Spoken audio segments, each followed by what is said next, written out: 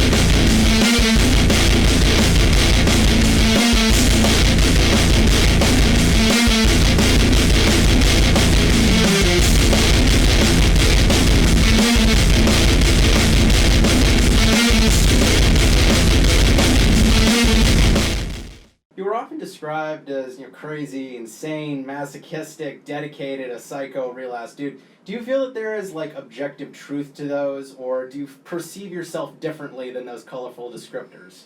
I think if I like to blow smoke up my own ass, I do like to call myself crazy, but I don't think I am. I think I'm just very passionate about the things I care about the most, and sometimes I am willing to go to extreme measures to either prove it or get attention for it or promote it in whatever way. Not that I don't like those descriptors, more or less, but I think I'm a much more subdued person than people assume. I think I play characters a lot when I'm performing or doing public appearances, and the real me is a little bit a gentler, softer person. I don't scream all the time. Yeah, so I'm from a little town called Secaucus, New Jersey, and my great uncle Paul was the mayor for 30, 40 years. And there's a street named after him and a sports complex, and I always joke around, because I do enjoy my wrestling character to be kind of like a privileged guy. So I always joke around that I'm New Jersey royalty and the mayor's nephew, and it's just smarmy. It's the little bit of my character where I get to kind of pretend like I'm Francis from Pee Wee Herman, and just piss people off with my smarminess and my entitlement and my privilege. Because that's what people like you do. Hey, to see people like me live out our dreams. I accomplished everything I wrote. Accomplished what thing? I am New Jersey royalty. And when this referee raises my hand, it doesn't just signify me beating Jeff Cannonball. It symbolizes why I'm better than each and every one of you. Zac Amico making some valid points here. Valid points? What are you talking about?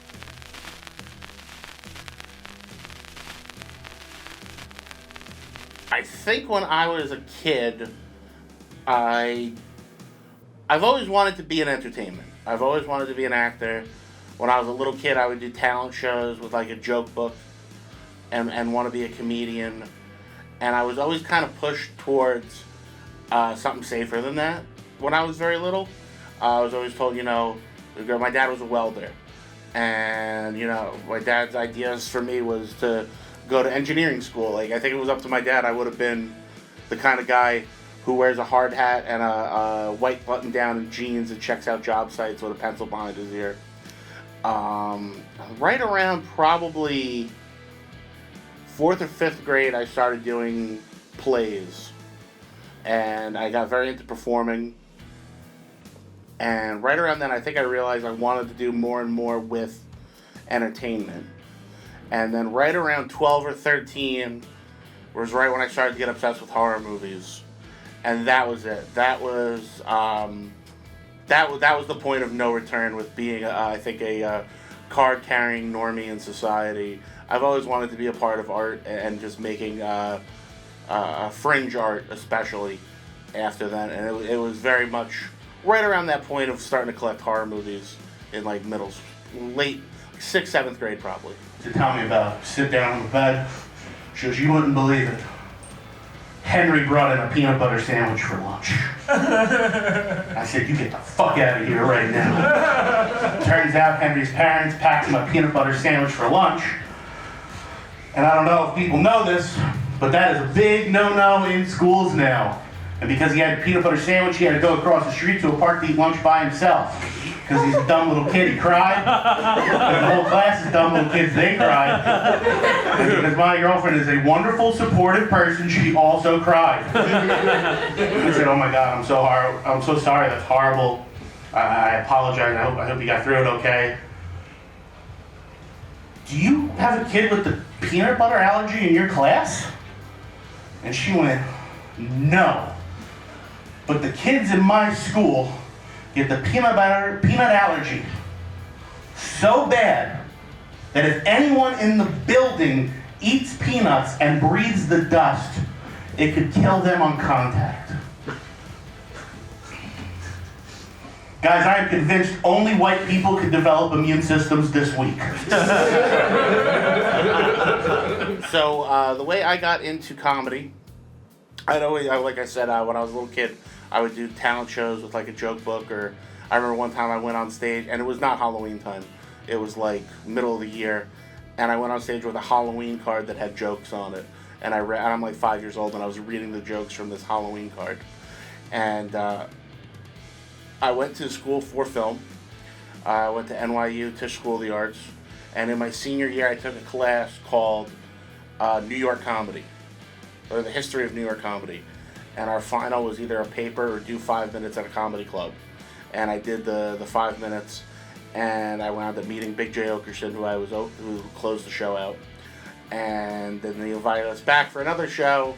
The guy who had booked it, Wayne Rada, at the time was a comedy manager, and he ran a few clubs, and he asked me if I was serious about wanting to try comedy. And he started giving me spots, and he gave me a doorman job eventually. And I started doing check spots. So that for people that aren't in comedy, that means I would go up in between the last two comics while people were paying their bill and die a million deaths every night. And that was kind of like comedy boot camp for me. But yeah, essentially film kind of led into comedy just by chance. I would say that Zak Amico's humor is defined by three things. He, I guess in one person, encompasses the bigness of Sam Kinison, the fearlessness of one Andy Kaufman, and the grossness of Gallagher. Maybe grosser than Gallagher. I think I don't necessarily think a lot sets me apart from other comics. I think we're all doing our own thing. I think every comic is unique and has their own voice. I personally think what I bring is I do a lot of longer form stuff. I do storytelling jokes. I do have bits that are like 5 to 7 minutes long, which you don't see as much in New York. So the other day I'm getting out of the shower, I think to myself, boom, gonna pull a mashup, that's right, two great tastes that taste great together. I'm gonna Jay-Z and the Beatles this son of a bitch. I'm gonna do the Who's Ready to Fuck dance into the I Love You fart. Never been attempted before. This is a big deal, all right? I hear the Olympics music. I run through the house. I kick a cat. I burst through the door, plant my feet, slap my dick on my belly, and I go, who's ready to fuck? I turn around, and I shit myself.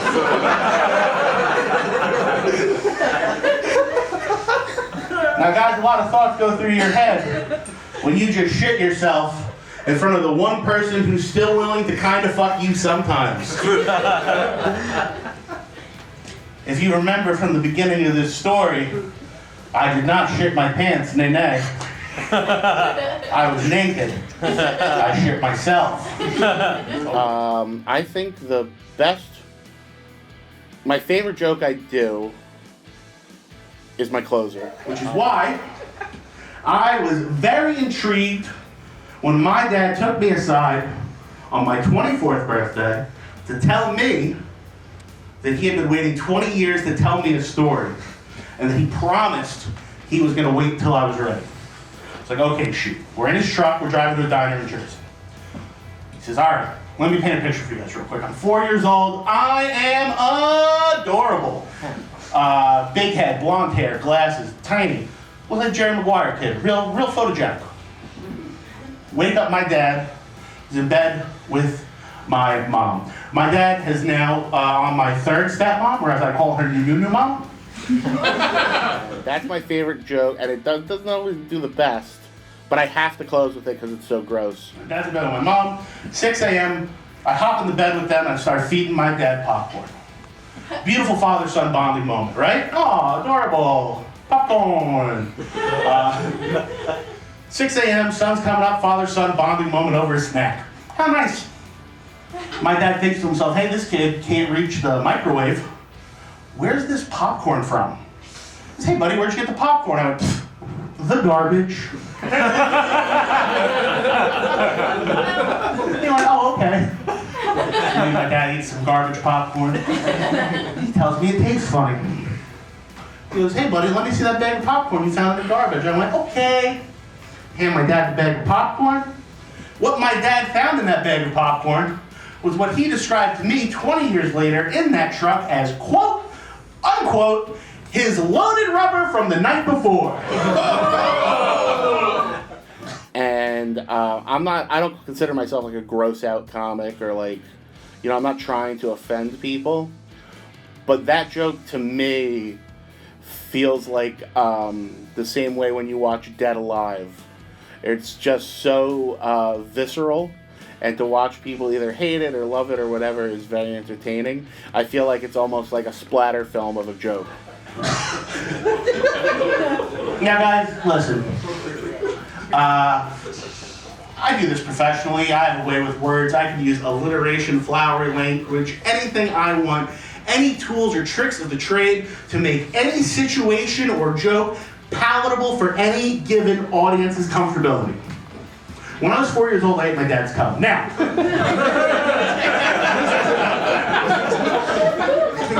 this leaves me with a lot of questions about myself. Thing number one, I fucking love popcorn. It is my favorite of the salty snacks. I like popcorn so much, I went to film school.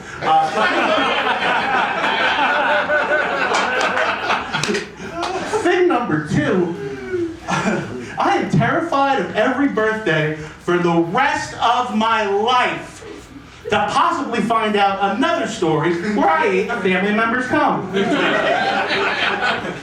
Possibly Uncle Paul, and that's why I don't like that fucking texture.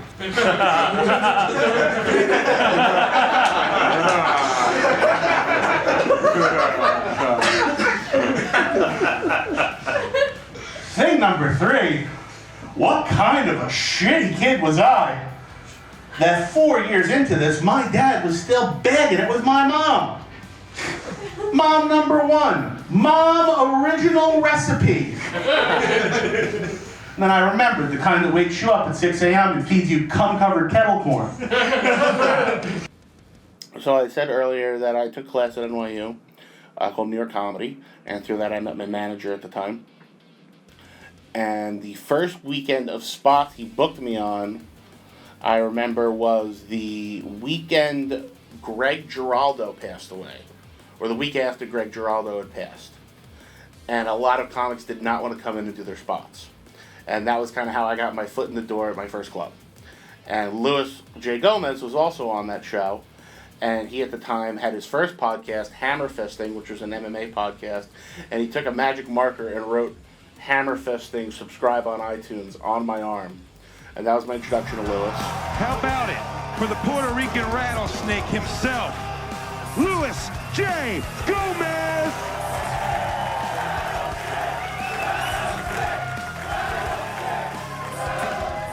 And I'd always kind of known him. He helped train me to sell tickets. I used to sell comedy tickets on the street to pay my rent. And Louis was the best at that. And Louis did take me aside and taught me quite a bit, taught me how to sell. And from there, the original idea was, I believe, that I was going to produce the podcast, but I have no technical skills. And Lewis was originally, I think, wanted to do a show because he had just had his child. He wanted to do a dad-based comedy podcast. And it was going to be all comedians with kids. And I was going to be the producer. And then I think I had just written a couple funny Facebook statuses or tweets. And he just thought I would be a good foil for him. So he brought me in to do a demo of Real Ass Podcast. And this is a number of years ago now. And yeah, we did one episode, just the two of us. And he kind of got to know me. And from there, we started doing the show together. What up, motherfuckers? It's the Real Ass Podcast. It's your boy, Louis J. Gomez. Louis Rattlesnake, Real Ass Dude, Ultimate Minority, Joan Jett of Comedy. I got a lot of names. International Superstar Zak Amico. How you doing, buddy? He's funny. He's a psycho. He's a real ass dude. I was double teaming this chick with her husband. Now he's selling coke in heaven. Are you fucking ready, motherfuckers? It's the only real podcast left out there. It's all just, people are looking for something to be upset about every single day. And all of these brands, they just fall in line. I'm walking through the airport. I'm like, it's crazy. And this is not, look, let me just preface this by saying, I got no problems with Black Lives Matter. I'll tell you right now, Monroe. I'll tell you your face. I got no beef with Black Lives Matter. I like Why Black Lives. would you? I enjoy. But now I think he does have a problem. When you go, I have no problem with this specific group of people. I'll take your knee. You don't want to take it? I'll take Get your knee on right your now. knee I'll now, get on my Louis. knee. Get on that knee. Monroe, Don't get on your I'm knee. sorry Get for the being fuck half out. white. I'm sorry for my half whiteness. Just so you know, okay? Apologize to your mom. Don't apologize to me. My mom's dead. You know that. Oh shit, I'm sorry. God damn it. Well, go cry. Like, I'll apologize for being half white right now, okay? White people are the devil, and I've been saying that for as long as I can fucking remember. Okay, I know you mean that as an insult. It's pretty fucking cool. Fucking hell yeah, dude. Dude, fucking white people crushing it. White devil, So how did that go? How did that one go? Shut up, gay boy. Still want to answer the question though? When I say that was a fun show. That was a, hey Zach, fun show. Fuck you. Fuck you, fucking piece of shit. We hate each other in real life. It's like Opie and Anthony for years, they've hated each other. Lewis changed my life, to be completely honest. I don't know if I would still be in comedy. I wanted to quit comedy at a certain point, probably about 7-8 years ago, and Lewis talked me out of it. Just things weren't going anywhere. I couldn't get booked. I wasn't having fun on stage. And the podcast really changed that because it helped me find an audience. I'm not the comic that's going to go up necessarily in front of strangers or people that have never heard of me and murder. I think I have more of a niche taste. Very specific. I think I like the horror movie and the weirdness themes about me can be off-putting to some audiences. But once people want to see me, I think I have a great chance, and I do very well. And yeah, Lewis just helped me find an audience. He helped me find my voice. And he's definitely just always been the one to give me the best advice, take me under his wing, and he's very selfless. I don't think he gets credit for that a lot. Lewis and his partner Ralph started Gas Digital a number of years ago now, and we were one of the first podcasts that started here. We had been with another company, and we came over. Originally, Gas Digital was out of Ralph Sutton's apartment, and it was great. It was fun. It was a fun hang. But it never really felt like work. And now that we have an office, and we have 2 studios, and a t-shirt company, and a full-time staff, it makes me realize that this is a job. And yeah, I really appreciate everything they do. They foster a lot of creativity. They let me say some really crazy shit, and they're always there and have my back. And they were the ones that pushed for me to have my own show with horror movies, because I felt like that was something untapped that I didn't really talk about enough. And yeah. Zak Amico's Midnight Spook Show. Out of all my projects, I think the one you get the most genuine me out of would be Midnight Spook Show, which is my horror podcast, because that's the most I speak not in a character. I think in a lot of what I do, I'm either a parody of myself or an exaggerated version of myself or playing an antagonist. Buckle the fuck up, Spook Show fans. We're doing it. That's right. one of the most requested episodes in the history of the show. We're getting there. Guys, you know me. It's your old pal, Cousin Zach, here with the old Midnight Spook Show here on the Gas Digital Network every Friday night at midnight.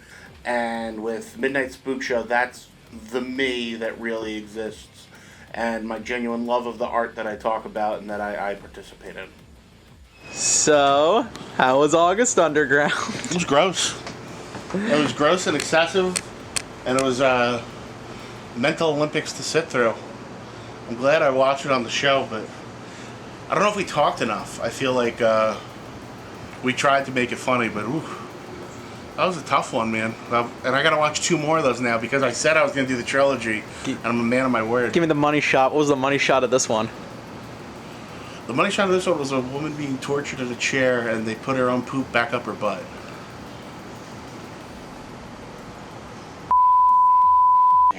So, post-Spook Show, how was August Underground? It was great. I was just telling Francis I'm just trying to get it out of my mind before going home and the sun goes down and I'm by myself in my house tonight. What did you think, bud?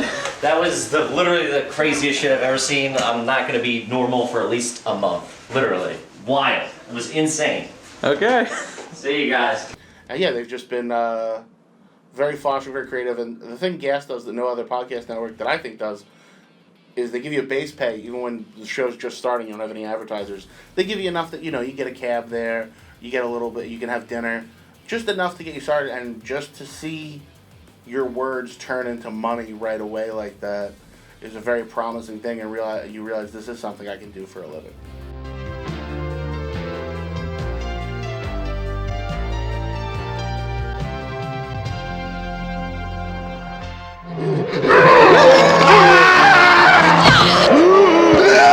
Holy shit!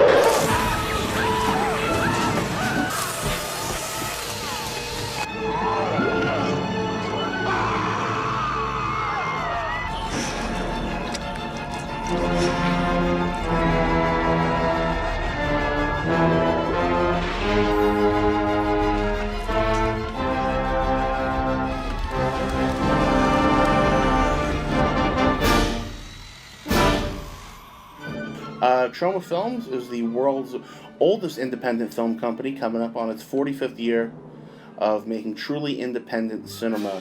Troma was started in the, I want to say, late 70s by Lloyd Kaufman and Michael Hers, 2 budding young brilliant geniuses who were making sexy comedies at the time, as well as distributing low-budget horror movies. Their most famous movie is The Toxic Avenger, and then they have some other great hits like Class of Nukem High, Sergeant Kabuki Man, NYPD, Tromeo and Juliet, Poltergeist, Night of the Chicken Dead.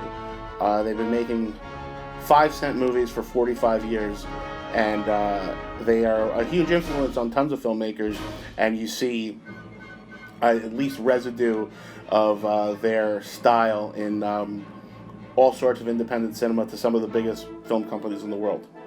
At least now in the current era, Lloyd Kaufman certainly adheres to the Shakespearean mantra of "to thine own self be true," and I believe that he makes films first as an artist and then as a businessman. So I think that is obviously something that sets Troma apart, perhaps from any other film studio in existence. The original so-called business plan that Michael Hers, my partner of 46 years, and I had when we created Troma was to make movies totally free of anybody telling us what to do. And I spent quite a bit of time when I was at Yale. I would sneak down to New York and hang out at the factory of Andy Warhol, Andy Warhol's factory. And Andy Warhol created all his own superstars. He didn't have the typical Hollywood star. He created an Andy Warhol superstar. So you can see, I think perhaps the most informed part of Troma might be the Andy Warhol influence generally on the Troma community, the Troma school of filmmaking. And there are hundreds of filmmakers at this moment making movies in the Troma style, with the traumatic touch. And Zak Amico discovered us when he was very, very young.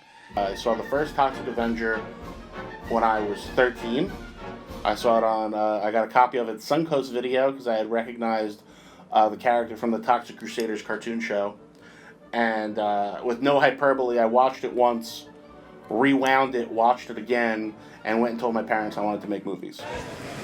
And why doesn't somebody say prick or something, and that'll cause him to turn around? I'm gonna yell poke. Or ouch.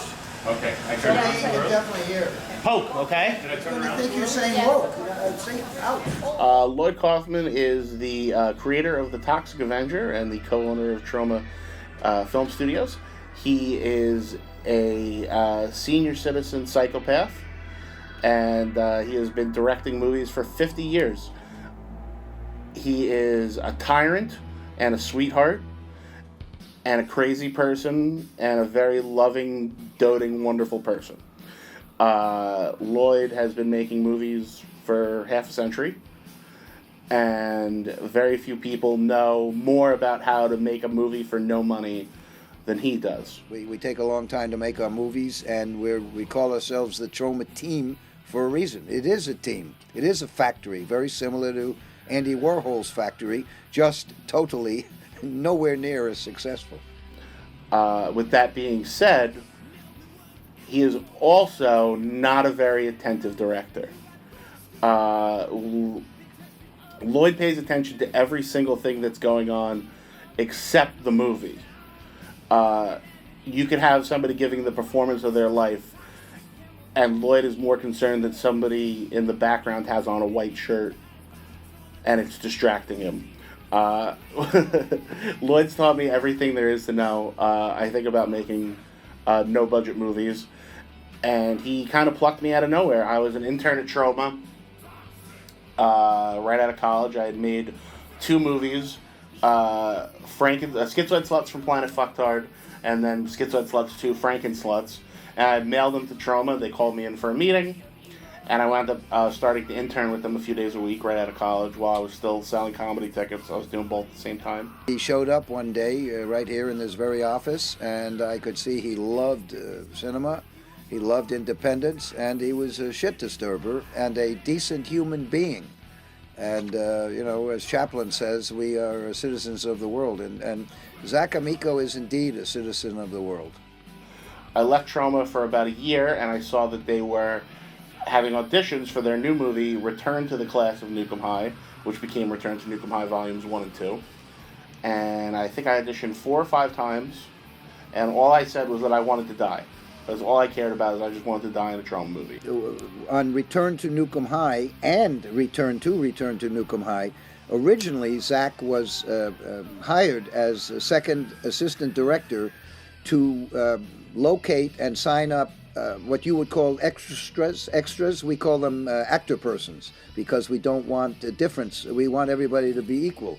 And it was his job to get crowds of people, because we have a school, the Tromaville High School, which has to look like a full running high school, and almost every scene is in a classroom or out front with hundreds of people in the frame. And so Zach had to charm people, because we can't pay these actor persons. Maybe we can give them a cheese sandwich and a little bit of TROMA souvenirs, but that's about it. So Zach miraculously pulled together a great team of about 200 people who showed up day after day after day. I auditioned for Return to Nukem High and got the part, and the caveat was that if they brought me up, I had to be second AD on the movie, and I am now one of the lucky few people who is making their sophomore appearance on a TROMA crew. We're an illustrious group, and it's my second TROMA movie, and by that I mean this is my last TROMA movie. It's a big protest, it's goofy. Who here has seen a TROMA movie? Okay, they're way over the top and really dumb. Really intense. It's a cartoon. But we're gonna mime, because these guys have lines and we don't want to go over their dialogue. Everybody big, come on! Yeah, we're so mad! Real big! Action! Check your privilege! Make sure nobody looks at the camera. I thought it was a POV shot. We're supposed to look at the Oh, camera. you're right. Real big!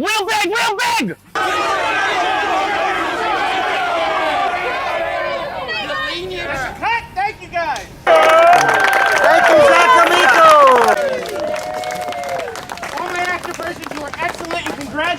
because you are now official citizens of Tromaville! All these years I've been planning my revenge against Avon Bard and all the world. I had Ariel infiltrate their boat and using gallons of whale laxative lured them to their doom.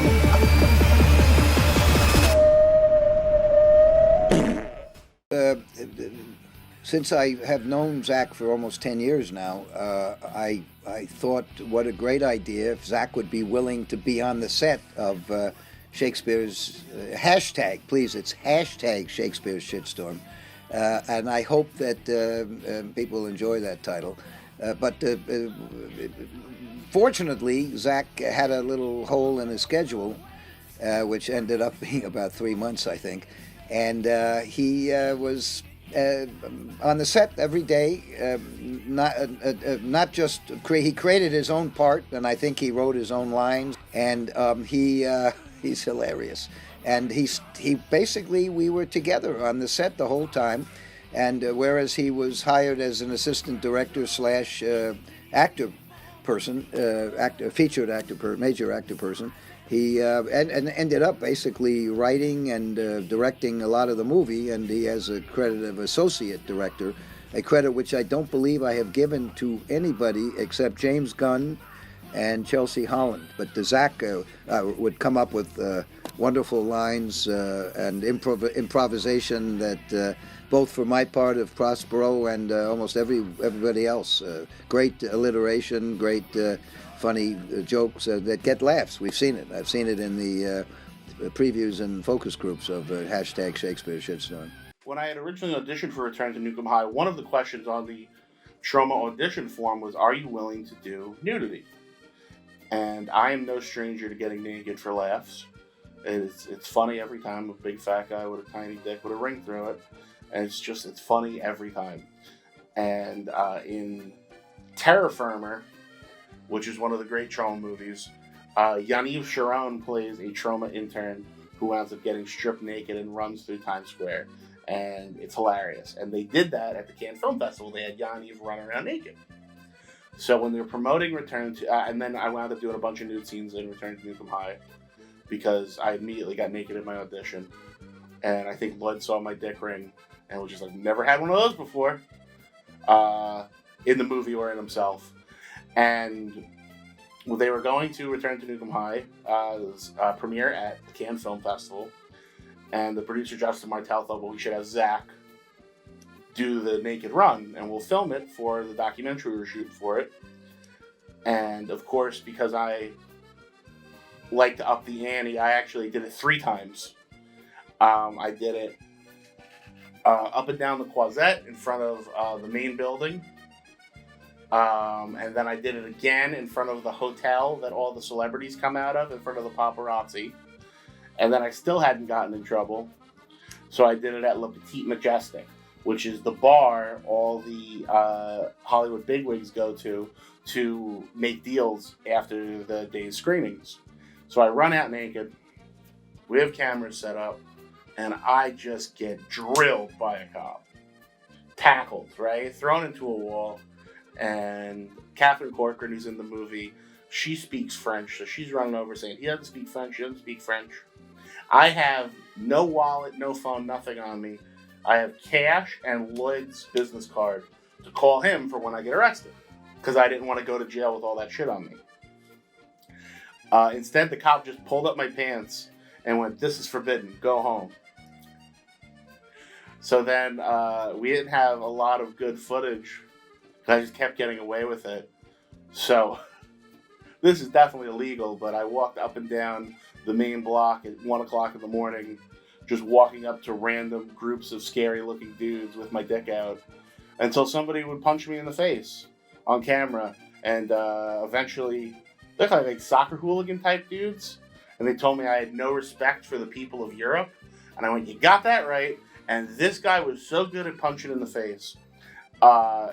He just got me right in the middle of the nose. My nose exploded. I'm bleeding out of both nostrils. They separate us. He had knocked me out or put me down, so I feel like that's a win. Because I've never hit anybody, and I don't want to. I want to go my whole life without ever doing anything like that, for real. And, he got me good. And the next day, TROMA was going to be on this German television show. And after that incident, they brought me on the show with them. So here I am, broken nose, smeared makeup, and Lloyd's wife, who is the sweetest little woman in the world, she greets me. She goes, "I heard you got decked in the face last night. Pretty good."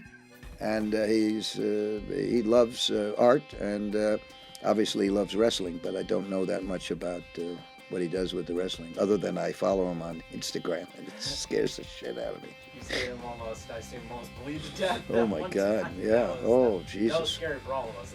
Oh, that's horrible. Yeah, and how ironic that we've probably bought and used more blood than any movie studio in history. But when I saw some of Zac's footage on Instagram, I was like, I really was upset by it, I have to say. Been obsessed with pro wrestling since I'm a little kid. Used to watch it with my grandfather. My earliest memory is telling my grandfather I was going to be Mr. Perfect's tag team partner. Was obsessed with Owen Hart, and then that turned into an obsession with Mick Foley. Mick Foley's book came out, and I have a great relationship with my dad now, but my dad left when I was a freshman in high school, and it was right around when Mick Foley's first book came out. And that year, my dad and mom got a divorce. I think I read that book like 5 times. And he's always been my hero. It's no mistake that I went to film school, just like he did, to make sure I had a backup for my career in entertainment. And I've always just loved it. Kind of when I do bigger shows, especially with Skankfest, which is the festival from Gas Digital, Legion of Skanks. When we do bigger shows, I like to do entrances. And I've come out, I did the Bray Wyatt entrance one year, and I did the Sandman entrance, and I came out to enter Sandman, and I crushed a beer on my head, and I bled everywhere. Catalyst Wrestling is a 30-minute wrestling television show that kind of incorporates elements from old pro wrestling, from new pro wrestling, from comedy.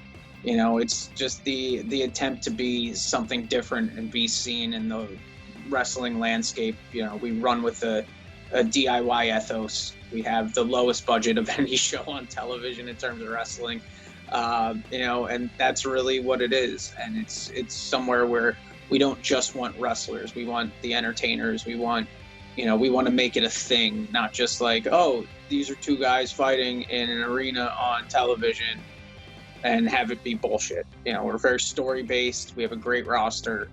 That's pretty much the best way to sum it up. And the next day, one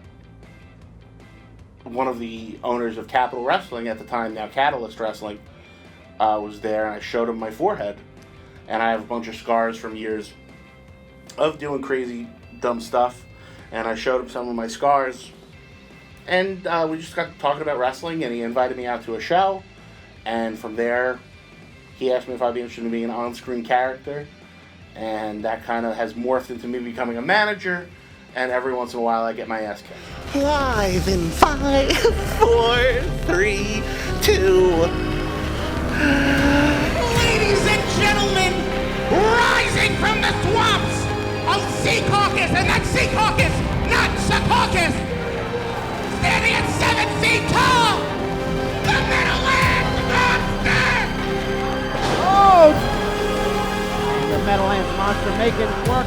I was doing a promo on a show for a company called Pro Wrestling Magic, and we got to the building early, and I'm watching this 7-foot bearded monster put the ring together. We went to a show one day to shoot promos, and neither of us had ever seen Lou. I'd heard the name Meadowlands Monster. I heard there was this 7-footer out there. And first impressions of Zach, kind of thrown off. You don't know where the guy's coming from. You know what I mean? He's kind of looks like the clown from Spawn, with his hair all pointy and stuff like that, and different colors and everything. But once you start talking to him, you're automatically super comfortable with the guy. And he looks at me and he's like, "Hey, I heard you're from Secaucus, New Jersey." He's like, "I'm from Secaucus, New Jersey." Because I got a feeling that I loved from the second I saw him. And then they announce him from Secaucus, New Jersey. Zach and I watched his match, And Zach just turns to me and goes, I want him. I was like, okay, no problem, let's do it. If I'm not mistaken, it was after the Gipke and I, we had a match together, and he was in the back room of the building. And Ash came over to me and was like, hey, I want to introduce you to somebody. And I walked over there, and it was Zach. I introduced myself to him. I said, hey, man, big fan. I have an idea. I play this character for this wrestling promotion, and they want me to branch out into managing, and I think you're my guy. And just, when we first finally did anything together, it was just so easy. I remember the promo, as a matter of fact, it was the White Mana. We went to White Mana, we did a promo outside Jersey City.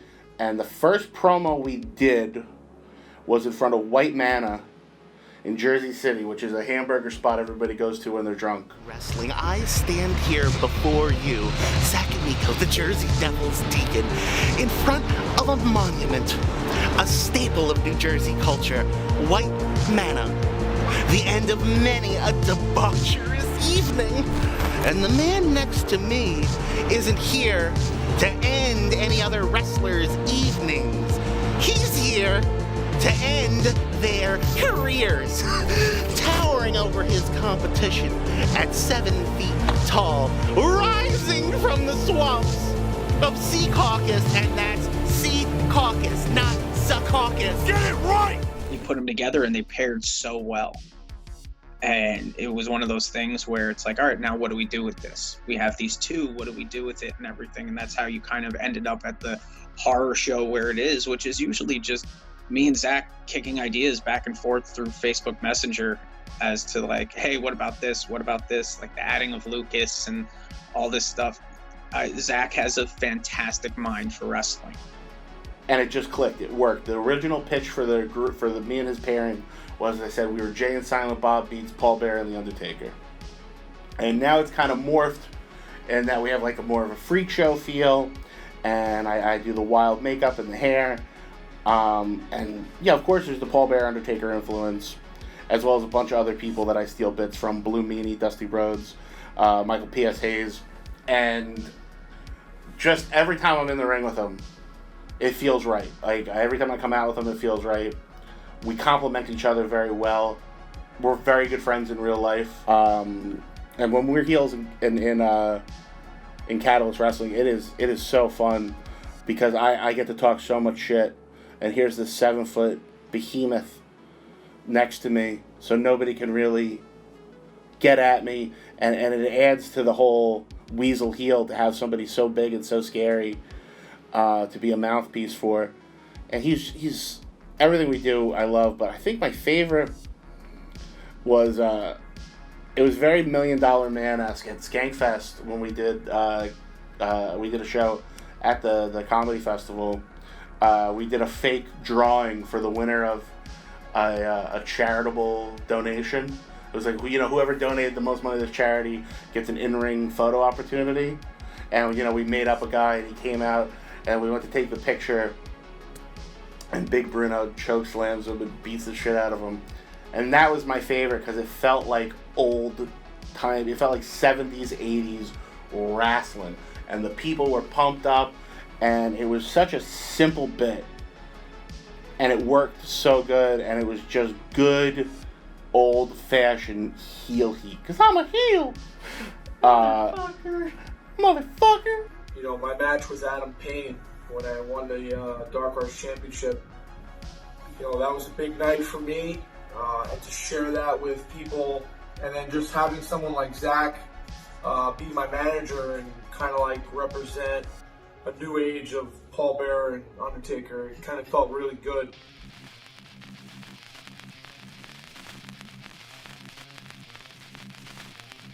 So I have been nuts about hardcore wrestling for a long time. And then that turned into a love affair with the Necro Butcher.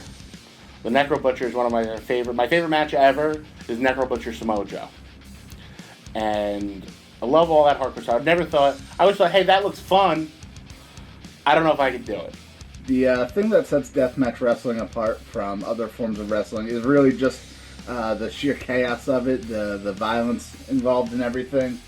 And as opposed to a normal wrestling match where it's two guys just going into a ring and having a match, this one could involve barbed wire or thumbtacks, fire, light tubes, and all sorts of sharp things. Pretty much whatever gross things that somebody's stupid mind can come up with, that's what makes deathmatch wrestling that and guys who have a severe lack of regard for their own health and well-being, probably a couple extra mental issues that they haven't worked out.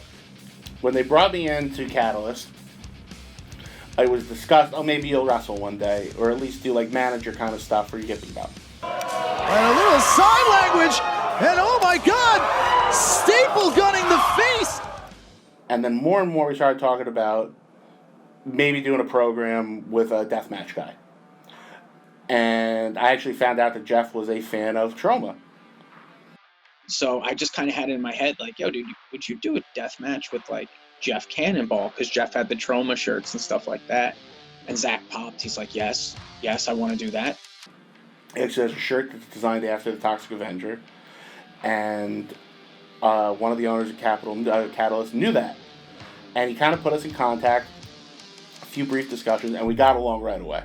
He's a really sweet guy. I didn't really need to be sold on working with Zach in the ring or anything to do with wrestling. I was already a fan of his work, both podcasts and honestly more so the movie side of things. I was always a huge fan of TROMA before he even started working with him. But once he started with them, I knew of him right off the bat and became a big fan of his as well, just like everything in the TROMA world. So to me, that was something that was kind of exciting, and I often described getting to do that match with him as almost kind of like my celebrity WrestleMania match. So I was very excited off the bat. And then more and more they're like, well, antagonize him and we'll see, maybe we'll do a program. And then I trained a little with some of the guys at Catalyst. They taught me some basic stuff and kind of, so I could fake my way through it. I remember when it got pitched to me, it was pretty much the only question I had was, is it going to be safe for him? Is it going to be safe for me? And I definitely wanted to do a little bit more preparation than I typically do with most opponents, with most matches. And then, we decided to have the first and only death match at WrestleMania weekend. It was the middle of the afternoon. In front of children and in families. front of children and families. Mania week was the most hectic, hellish thing on earth, and we were the last show before Mania. And I knew we were going to do some. They actually told me no thumbtacks.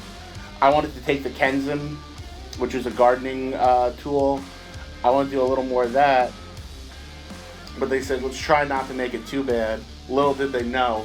And it started, as your, I don't want to say run-of-the-mill death match, but it was like all the notes were being hit and everything like that. And then that goddamn light tube spot happened. And the big cut in the match is I accidentally got cut open on a light tube spot where he broke a tube on my head. I have a big, nice, healthy boy scar right there. I did not know that it was a complete accident. And I wound up basically staining the entire canvas with blood.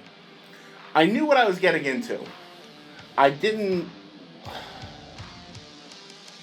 anticipate how bad it could have gone. Protection.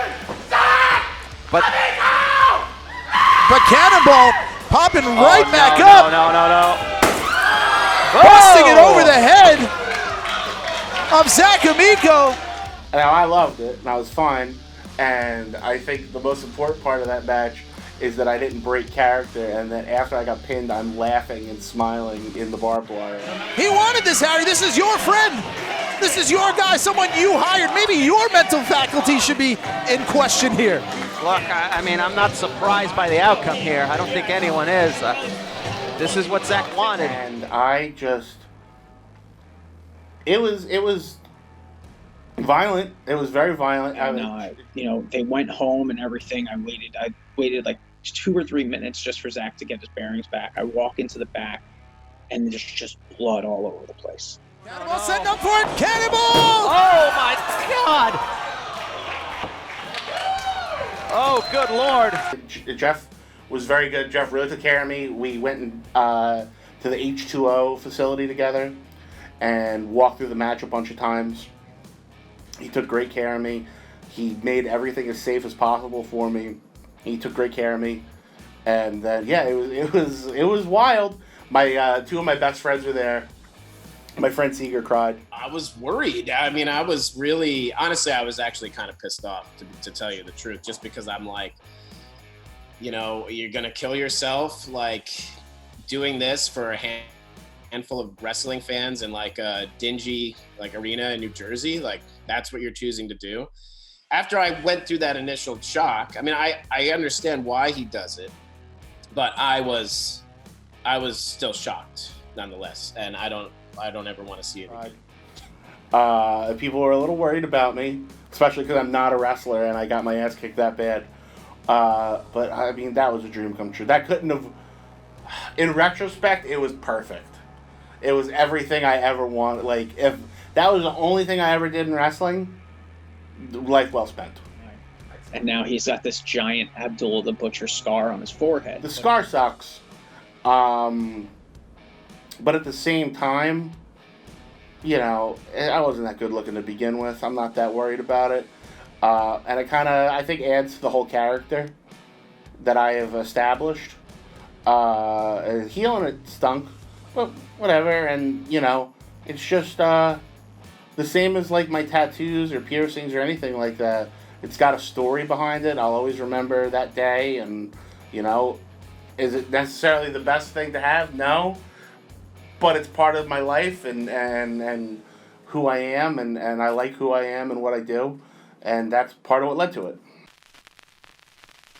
The end goal, I'm already on my way to, which is to just lead a good life, pay my rent and my bills, and live off of entertainment. And I'm making money off the podcast now. I get to make movies. I get to do everything I want, man. Very few people get to live one dream, let alone three. And I get to juggle all these fun things. Yes, I would like to do an hour special one day, stand-up. I would like to make a few feature films that I wrote and directed. Hopefully I'm on my way to that soon in the next few years. Yeah, that's the goal, is just more and more content and to live off of it and live a good life entertaining people. That's all I've ever wanted. Zach is of that. He is of the mind that, yes, if it's something entertaining, something that has a good message, something that's constructive, something that is a bit subversive, that might change the world a little bit, Zak Amico will be there. And my guess is he will eventually explode into the mainstream the way 20 or 30 of our other alumni have. It's art. It's art. That's the wonderful satisfaction of art.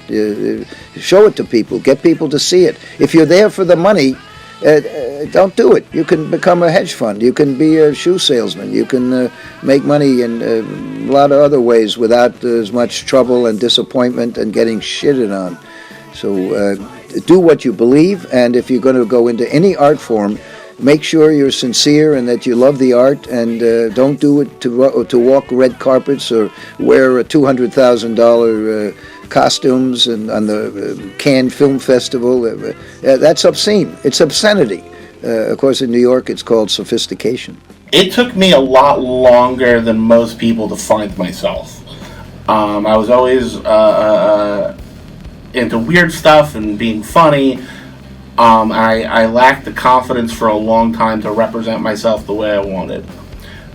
And I find that the more truer you get to be to yourself, the easier it is to wake up and be that person.